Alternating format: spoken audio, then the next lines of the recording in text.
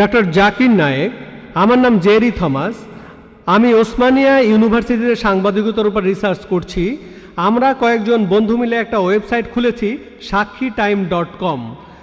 আপনার কাছে আমার প্রশ্ন, 1 নাম্বার, আমি সবসময় জানতাম যে হাদিস ছাড়া কোরআন অসম্পূর্ণ।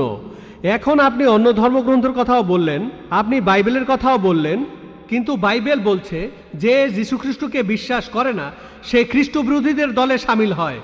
এটা একটা ভবিষ্যৎবাণী। আমি এমনও শুনেছি যে হাদিস বলছে যে মুহাম্মদ জাদুবিদ্যার সাহায্য নিয়েছিল। এখানে আপনার বক্তব্যটা কি? ভাই, আপনি প্রশ্ন করলেন আর আপনি বেশ কিছু মন্তব্য করলেন।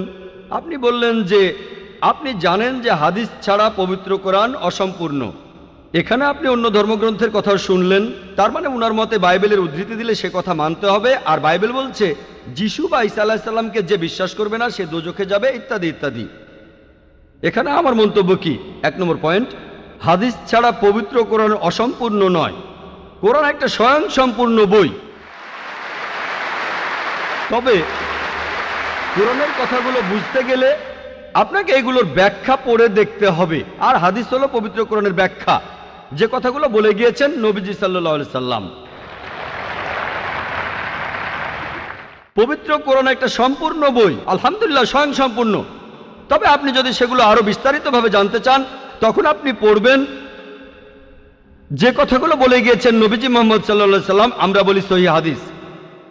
একটা কথা বলি, অন্যান্য ধর্মগ্রন্থের উদ্ধৃতি দিয়েছি, তার মানে এই না আমি মানি যে অন্যান্য ধর্মগ্রন্থ আল্লাহর বাণী। প্লিজ আমাকে ভুল বুঝবেন না। আমি এখানে কোরআনের কথা মতো কাজ করেছি।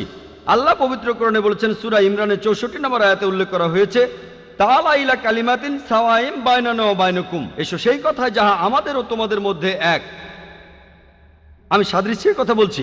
পবিত্র কোরআনে সূরা রাদের 38 নম্বর আয়াতে উল্লেখ করা হয়েছে, ওয়ালিকুল্লি কওমিন হাদ, প্রত্যেক যুগে আমি কিতাব নাজিল করেছি।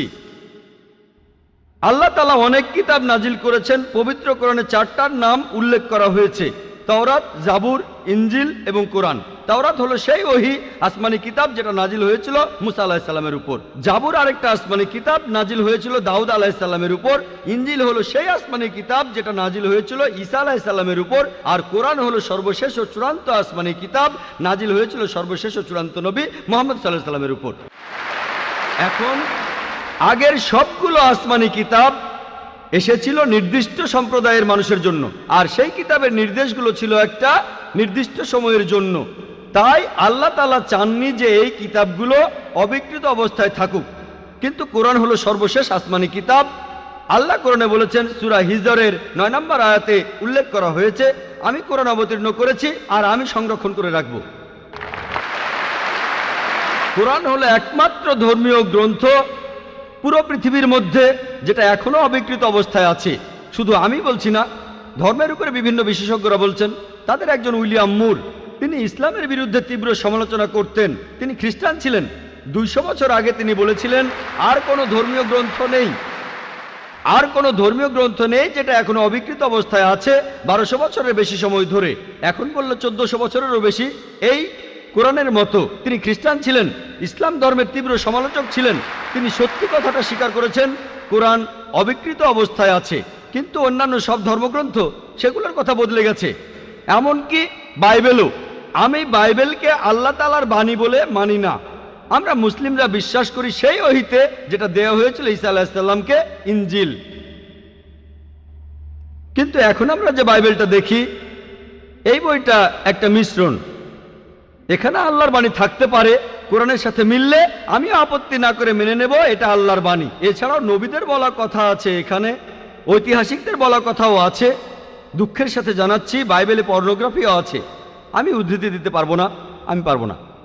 বাইবেলে আছে অনেক পরস্পর বিরোধী কথা, বৈজ্ঞানিক ভুল, গাণিতিক ভুল, সেগুলোর কথা এখানে বলছি না। আমি বিতর্ক করেছিলাম ডক্টর উইলিয়াম ক্যাম্বেলের সাথে। তিনি ইসলামের বিরুদ্ধে একটা বই লিখেছিলেন, Quran and Bible in the light of history and science. বলেছিলেন কোরআনে 30টা বৈজ্ঞানিক ভুল আছে। আমি আমেরিকায় গিয়েছিলাম। আমেরিকায় আমরা বিতর্ক করেছিলাম 2000 সালের 1 এপ্রিল, আর টপিক ছিল Quran and Bible in the light of science. তার সব অভিযোগের উত্তর আমি দিয়েছিলাম। তারপর আমি যখন বাইবেলের 38টা ভুলের কথা বললাম, তিনি সেগুলোর উত্তর দিতে পারেননি।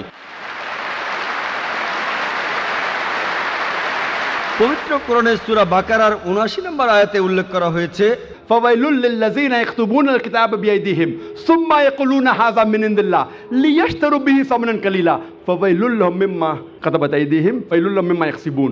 দুর্ভোগ তাদের যারা নিজ হাতে কিতাব রচনা করে আর বলে এটা আল্লাহর ওহী। সমূল্য পাওয়ার জন্য তারা এই কথা বলে, যা লিখেছে সেজন্য শাস্তি তাদের, যা উপার্জন করেছে সেজন্য শাস্তি তাদের। তাই বর্তমানের বাইবেল, হয়তো জানেন এই বাইবেল শব্দটা এটা বাইবেলের মধ্যে কোথাও নেই।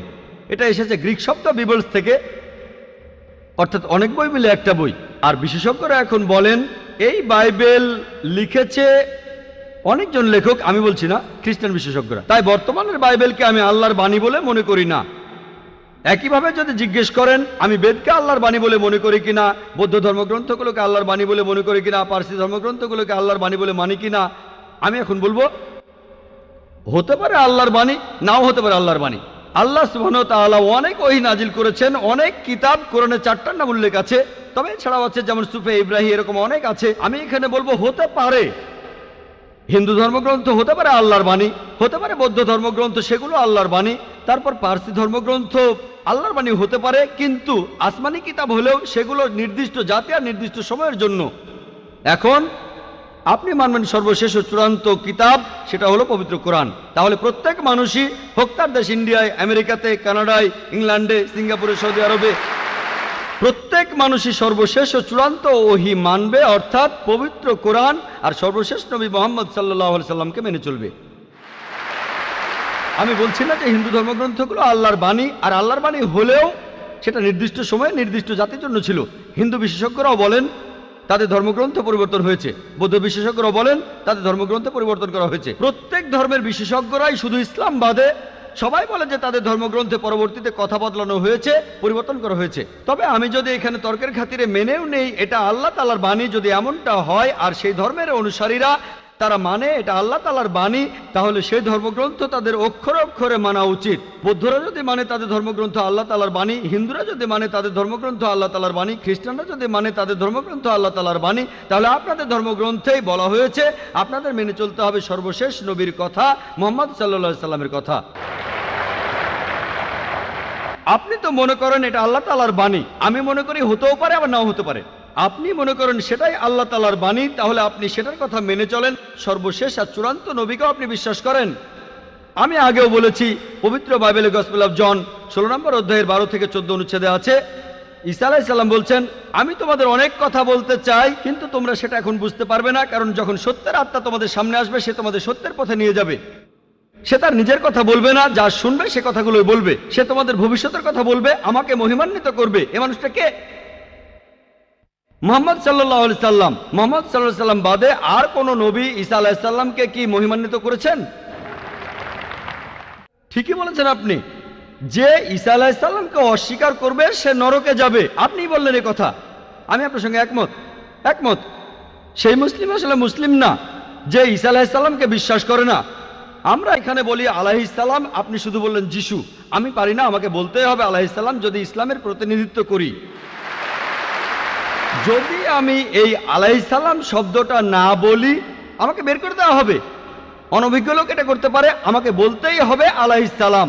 তাহলে সেই মুসলিম আসলে মুসলিম না যে ঈসা আলাইহিস সালামকে বিশ্বাস করে না। আমরা মানি যে ঈসা আলাইহিস সালাম হচ্ছেন আল্লাহ সুবহানাহু ওয়া তাআলার প্রেরিত রাসূল। বিশ্বাস করি তিনি অলৌকিকভাবে জন্মেছিলেন কোনো পুরুষের হস্তক্ষেপ ছাড়াই, যেটা অনেক আধুনিক খ্রিস্টানি বিশ্বাস করে না।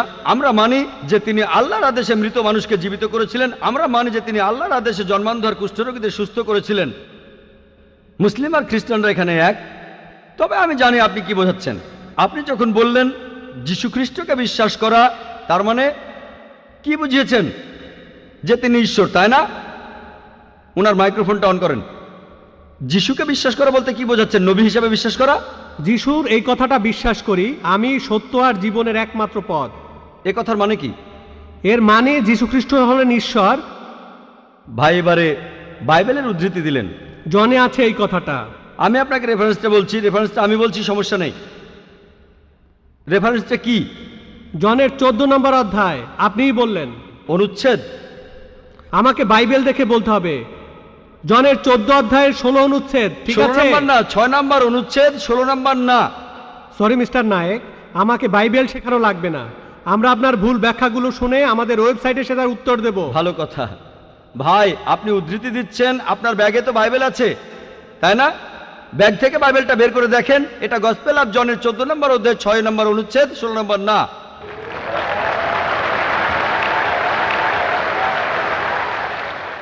আর আপনি বললেন ঈসা মসীহ আলাইহিস সালাম তিনি বলেছেন যে তিনি ছিলেন ঈশ্বর।